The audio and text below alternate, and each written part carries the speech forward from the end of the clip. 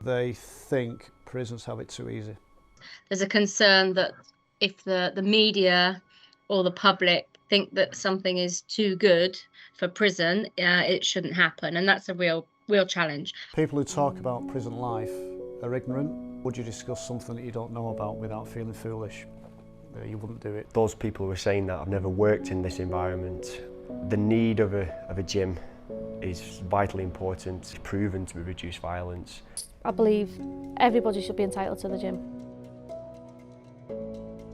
In 2018, Professor Rosie Meek was commissioned by the government to conduct an independent review on sport in youth and adult prisons.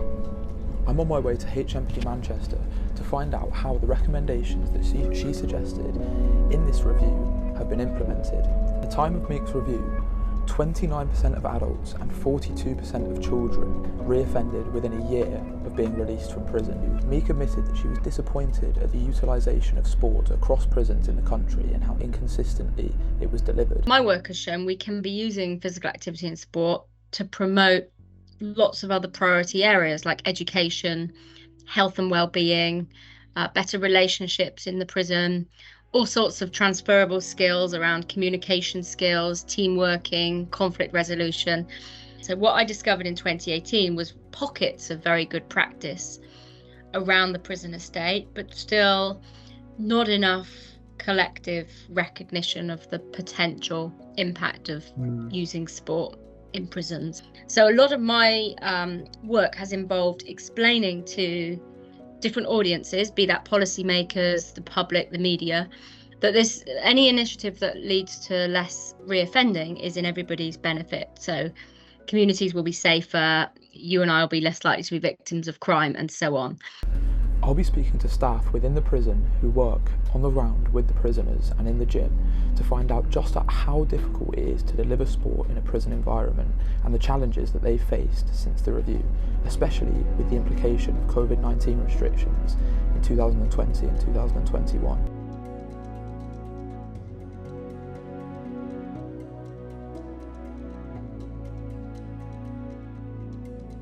Formerly known as HMP Strangeways, HMP Manchester Prison experienced extreme riots in the 1990s, reopening in 1994. For a decade, up until 2003, the prison had one of the highest suicide rates in the UK, with prisoners' mental health suffering. We're here to find out what sport can do and what sport is doing now to help prisoners inside the prison have a better experience.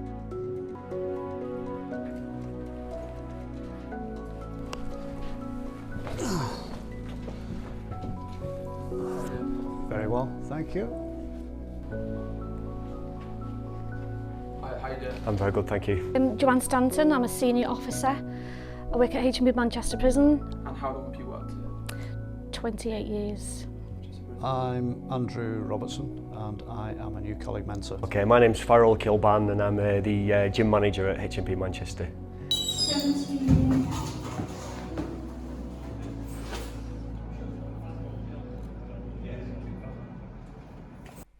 They can, a lot of them, if they're in a bad way, they're behind the doors, they've not been to the gym, they can, because they've got phones in the cells, so they'll phone the family and say, I'm going to kill myself.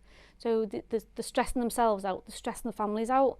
Keeping someone behind the door constantly, it's not good. They need the gym, they need the activity. During COVID, no prisoners could come out. I ordered 800 packs of playing cards. And then he got like a little gym workout. So if they played solitaire by themselves, they picked up an ace, they'd done 50 burpees, they'd done 50 press-ups. That helped them. When I asked them, did that help? They said, yeah, because at least because they couldn't get to the outside gym, it was a bit of in-cell and it focused them a bit. It did help them. Prison does affect mental health, no matter how strong you are. You're taken away from society, you're taken away from your family. All boundaries are broken down and you're incarcerated behind four walls. It's from a PE point of view, on that we try and provide as much gym stimulation, gym activity that we can. It does aid, it really does aid, because they can come and they can get rid of the frustrations rather than taking it out on somebody else. And from a violence point of view, they can come down, have a game of football, do a weight circuit, do a circuit, go for a run, get on a bike, and it does stimulate certain things in the brain. So going in the gym, they can forget about things for an hour or so, 2 hours or whatever, because you're lifting weights, You're focused on reps, you're focused on your breathing, you're focused on the short rest period for your next set. So you're really quite mindful in what you're doing. And that goes as well for any kind of sport. You could look at martial arts on the dojo. Your instructor has just given you a routine to follow, or has given you a technique to do with your partner, and you've got to focus on that to be able to do it properly. So your mind is on what you're doing, and that is true mindfulness. So you're not thinking, you're not simmering away worrying about things that are going on in your outside life. You'll do that when you go back to the wing, but you've had that interlude, which makes you better able to cope with what you're dealing with, what you're thinking about, what you're worrying about. See, firstly, there's all the research we know from the community where the endorphins, the physical movement itself, can be a massive benefit. And, you know, we've all seen that in our own bodies, the impact of physical movement on mood and elevating mood. And we're starting to see a bit more of a movement in the community around social prescribing of physical activity and movement. So there's that angle, which is kind of obvious, but unfortunately doesn't really get adopted in prisons to the extent that I think it should be. And then there's all sorts of other benefits which people experiencing mental health could respond with and benefit from. So being able to adopt a different identity around maybe someone who's really into badminton or whatever the activity is that someone's getting involved in, that can be really powerful. Giving people goals through their sport that they can set and reach and feel like they're making progress on, because it's very difficult to feel like you're making progress in a prison sometimes. So giving people a sense of autonomy and something to work towards, I think, can be massively powerful. And also those relationships that it can foster. So if people are actually quite isolated, and they often are in prisons, isolated maybe in their cell, perhaps just with one cellmate, that actually engaging in a social activity through physical activity can be massively important in terms of well-being.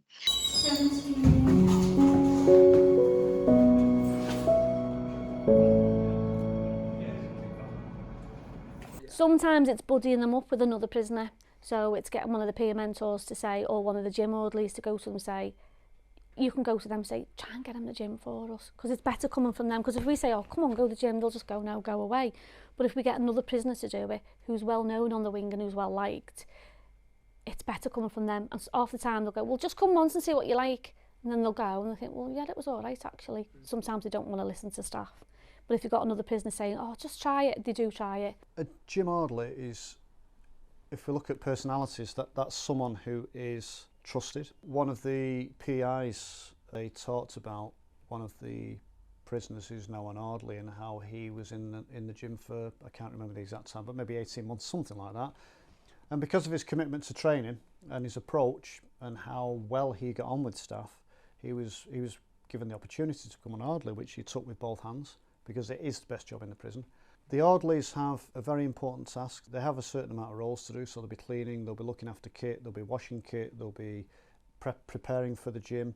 Their role is fundamental, because without them it wouldn't go smoothly, and to be fair, it probably wouldn't be able to run. Their role is huge, for want of a better word.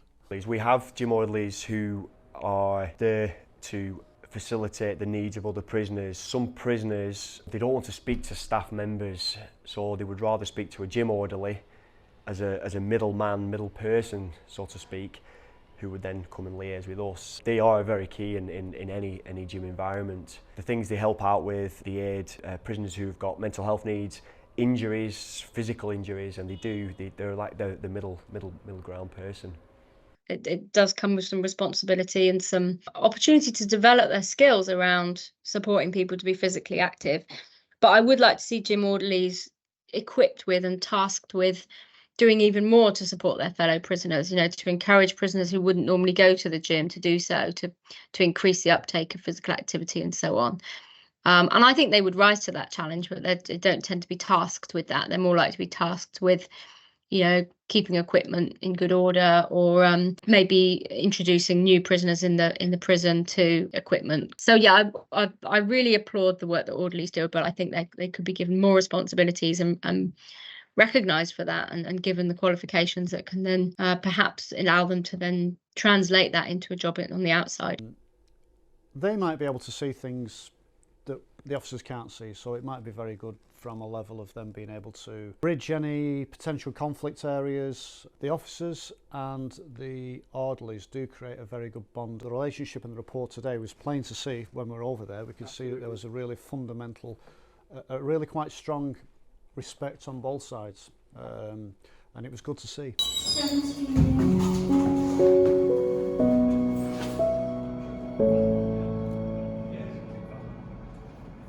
Prisoners love going to the gym. It's one of the things they try and behave for. They love it because it's time out the cell. If it's a 2-hour gym session, it's getting their aggression out. If they meet a prisoner they don't like and they've had, as they call it, beef in the past, if they do meet in the gym, they try not to fight, they try and get on, because if they lose that gym session, they get banned now. So any act of violence, they get banned for 28 days. Prisoners don't want to be banned from the gym. Because of the mental health, they love it as well. Whilst at the moment we're not fully operational in the way that we need to be in relation to providing programmes, I think it helps them initially. However, I think there is a flaw in the system at the minute, because we need to ensure that there is momentum. And if a prisoner is going in there and we're only giving them 2 sessions a week, then it creates a gap. So say, for example, if someone's second session is on a Thursday, not back in the gym till the following Tuesday, then that gap, someone could misbehave and they could lose their right to use the gym. So I think we have to have a level of consistency and also be able to ensure that prisoners are fully understanding of the way that the gym works and the way that the regime within the gym works. The constructive side of things isn't where it needs to be, because we need to provide in programmes for them as well. Take football for example, it breaks down barriers, and people after playing a game of football together realise that we've got a common bond and think he's actually alright or she's actually alright. It's a massive help, it really is.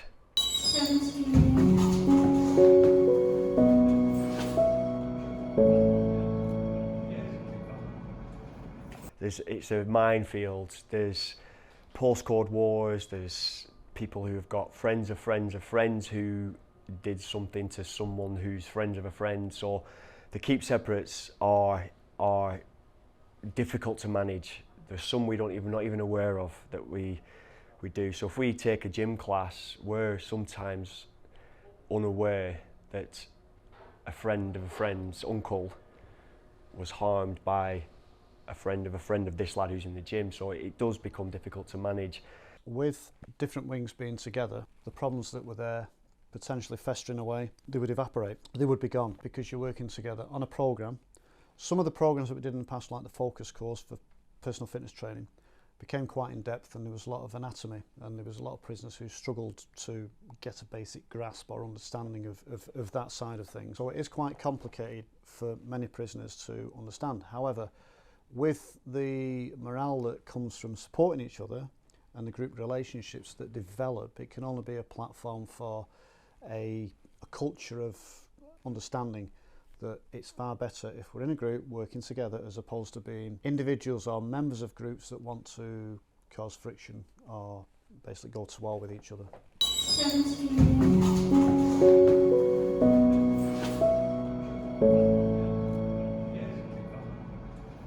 I think it's bring them back where they get a qualification at the end of it, so they can get out and they've got this to go to a gym and say, I'm qualified. Even a lot of them have got a lot of money, open their own gymnasiums, and then get the training to be a trainer to train other people. I think if they get the qualifications, it helps them when they do get out. Some of them might be getting out in 10 years, it might have changed, but at least they're thinking, well, I've got all this for when I get out. They've got a certificate, and it's giving them the qualifications. It just helps them on the way out. It's a very difficult dilemma we have because of levels of violence that exist within the prison. You could say that it's a leap of faith. We need to have some sort of a commitment for prisoners to behave themselves so that we can actually get more prisoners in there, because at the minute we can't get the numbers in there due to the keep separates that we have. If that potential for violence didn't exist, we'd have huge amounts of prisoners in the gym, so we'd be able to then to commit to providing programmes for them. That's the difficulty that exists within this prison at the moment. It's not from me, but I believe that we're way behind other prisons in relation to providing constructive programmes for prisoners.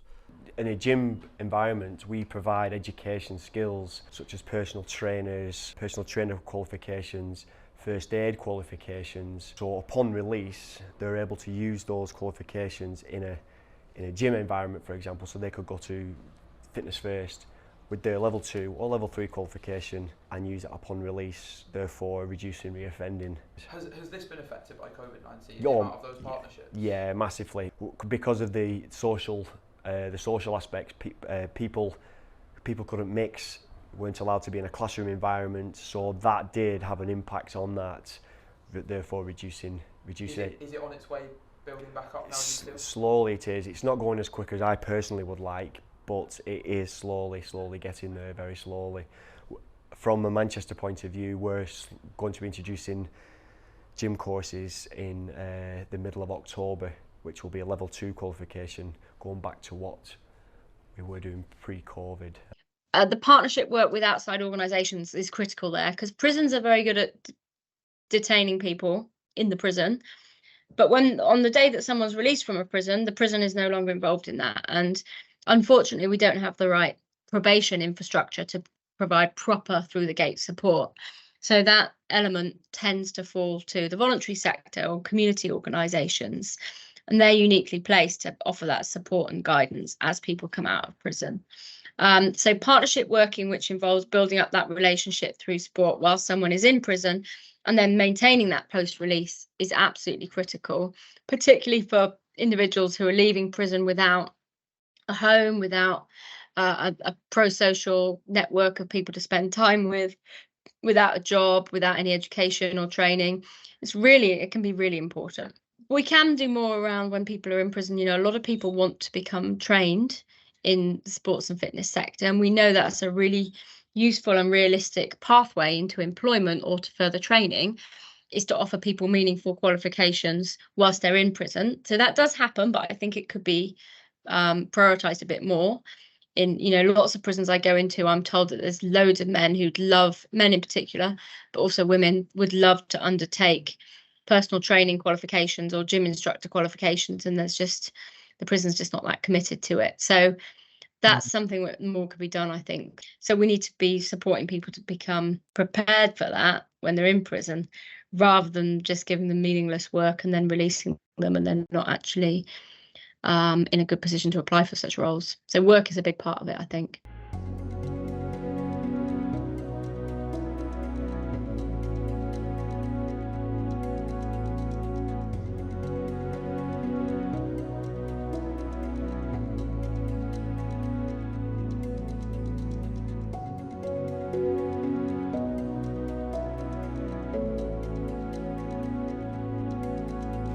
Sorry about that. I'm looking at you.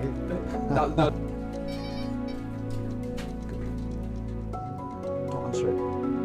Don't answer it. That will go in the outtake. It'll be after you. I got mixed up at the end. Thanks very much, Ben. Lovely. Okay. Thank you very much for that. No problem. Really good, yeah, good man. Thank you. Right. Are you nervous? Yeah, really, could you not tell?